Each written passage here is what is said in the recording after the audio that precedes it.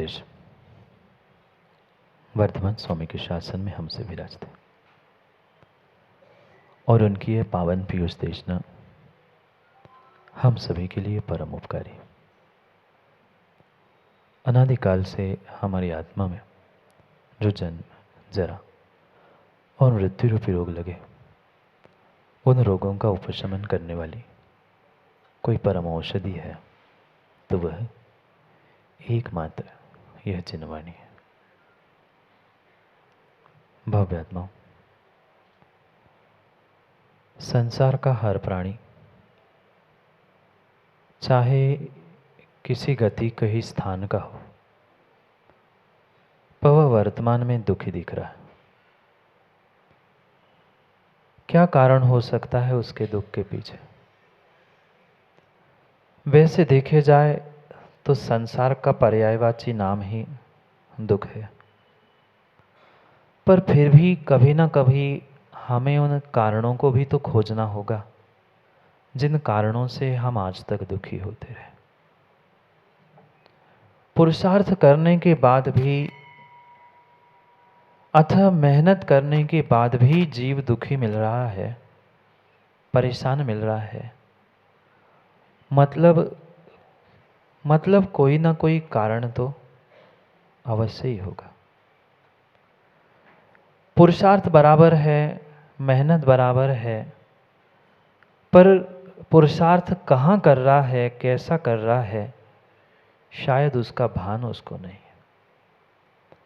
आज तक जितना जितना पुरुषार्थ उसने किया वह उस असंभव को संभव करने का ही पुरुषार्थ किया। ऐसा पुरुषार्थ उस जीव ने किया जैसा पुरुषार्थ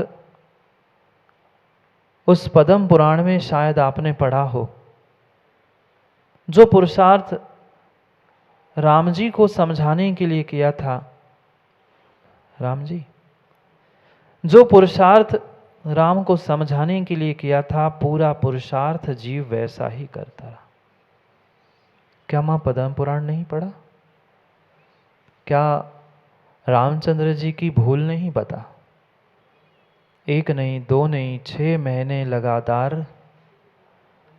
कंधे पर उस लक्ष्मण के शव को लेके घूम रहा था, भटक रहा था। कई लोगों ने समझाने का भी प्रयास किया कि आप कितनी बड़ी भूल कर रहे हो। क्या कभी मरा हुआ व्यक्ति जिंदा हुआ आज तक?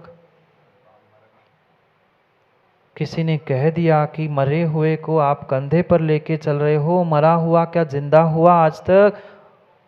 उबल पड़ता था। इस संसार में सुख खोज रहे हैं, इस संसार में सुख खोज रहे हैं, घर परिवार रिश्ते नाते संबंधों में हम सुख खोज रहे हैं। जहां सुख मिलने वाला था ही नहीं, वहां हम सुख खोज रहे हैं। मां आज तक कभी पत्थर में फसल होगी? पत्थर के ऊपर कभी फसल होगी? वक्रतांत वक्र भी 1 नहीं, 2 नहीं, 4 नहीं, कई सारे नाटक करके दिखा रहा था, सिखा रहा था, पर समझ में आया? नहीं आया, नहीं आया। क्षायिक सम्यक दृष्टि बहुत अच्छी बात है महाराज जी, निर्मल जी तो यही कहेंगे महाराज, इसलिए तो हम नहीं समझ पा रहे।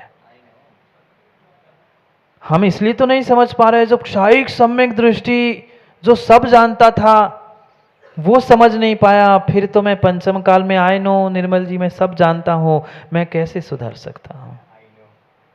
आई नो, मैं जानता हूं, पर सुधर नहीं सकता।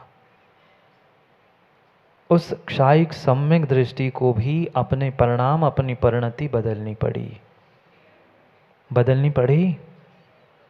जब तक कसाय का उदय चल रहा था, तब तक भले ही वो लेकर शव को घूम रहा था, पर उसका पुरुषार्थ मात्र और मात्र असंभव को संभव करने का था। आप क्या करते हो माताओं घर में? कभी इसको मनाऊं, कभी उसको ठीक करूं, कभी इसको संभालूं। कौन मन पाया आज तक? कोई संभल पाया आज तक? नहीं। फिर भी हम खुश होते हैं, फिर भी हम सीना तान के कहते हैं, पता है हम इतना पुरुषार्थ करते, इतना कमाते, इनको संभालते, इनको खिलाते, इनको करते। ये व्यर्थ की बातें हैं, व्यर्थ की बातें हैं, व्यर्थ की बातें हैं। सबसे बड़ा, सबसे बड़े दुख का अगर कोई कारण है तो हमारा व्यर्थ का पुरुषार्थ जो असंभव था उसको संभव करने में लगा है। वही पुरुषार्थ जो संभव था, जो मेरी, स्पष्ट हिंदी में कह दूं, स्पष्ट हिंदी में कह दूं, पाटनी जी बुरी नहीं मानना, और मान लो सो क्या कर लोगे? कुछ नहीं कर सकते, कुछ नहीं कर सकते। जितनी हमारी औकात में है उतना ही हम पुरुषार्थ करते तो कब के हम भगवान बन जाते।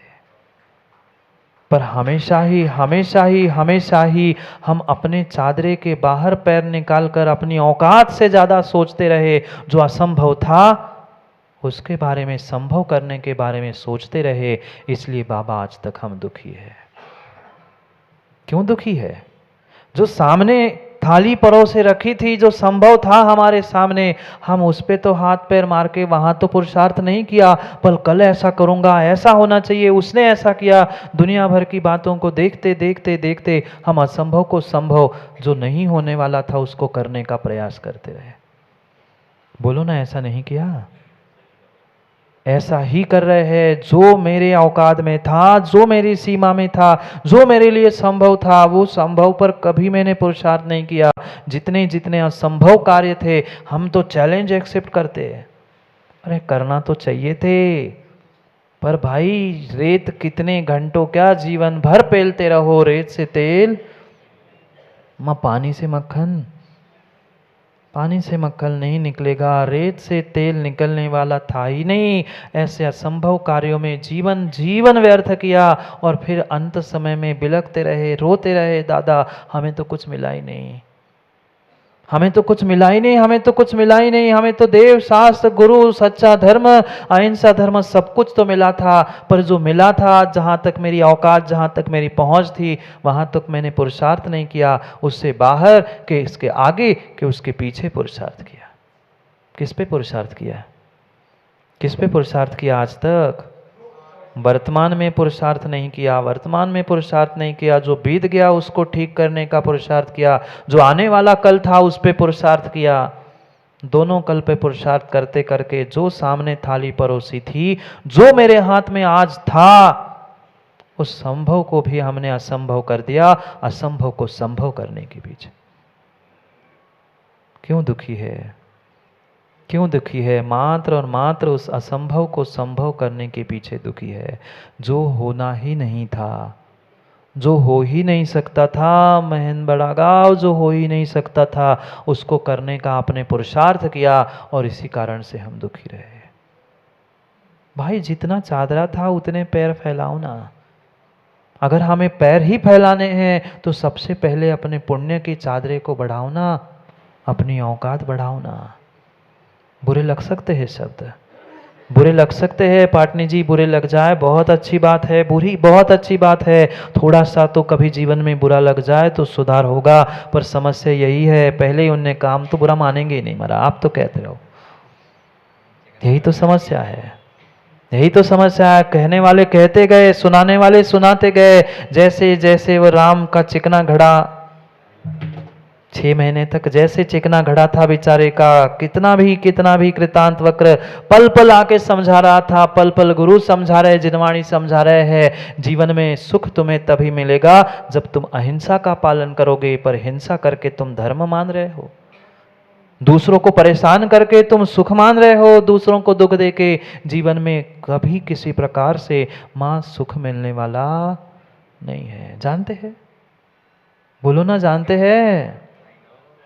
जानते हैं, जानते हैं निर्मल जी, आई नो, पर जानते जरूर है पर मानते नहीं है।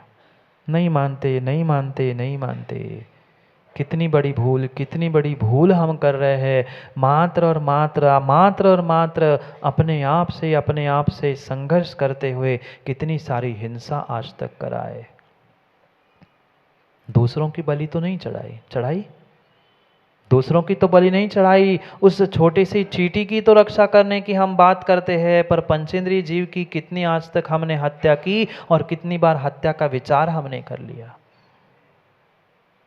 मार पाए किसी को? किसी दूसरे पंचेंद्रिय को भी नहीं मार पाया, ना अपने आप को आज तक निपटा पाया, पर फिर भी कितनी संक्लेशता के कारण हमने आज तक भाव हिंसा की। प्रकरण है अहिंसा का चल रहा है।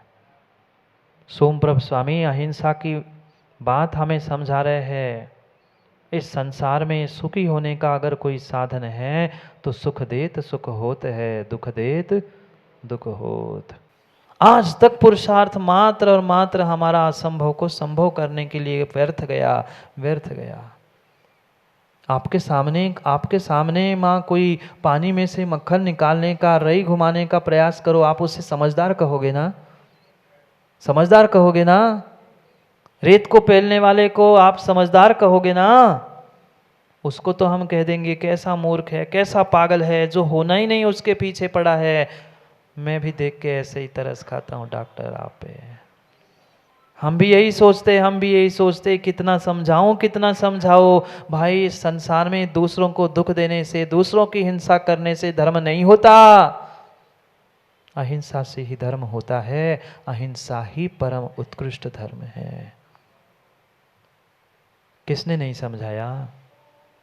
आदिनाथ से लेकर महावीर स्वामी ने तो एक एक तीर्थंकर ने तो समझाया, पर क्या करे, हम समझने ही वाले नहीं थे। हमारी समझ ही हमारे साथ नहीं थी। भगवान आके समझा गए, फिर आप कौन होते महाराज? विदिशा वाले तो पंडित जी कहते महाराज आप कौन होते हो? एक बार नहीं, दो बार नहीं, शीतलनाथ भगवान 4000 बार आके समझा के गए।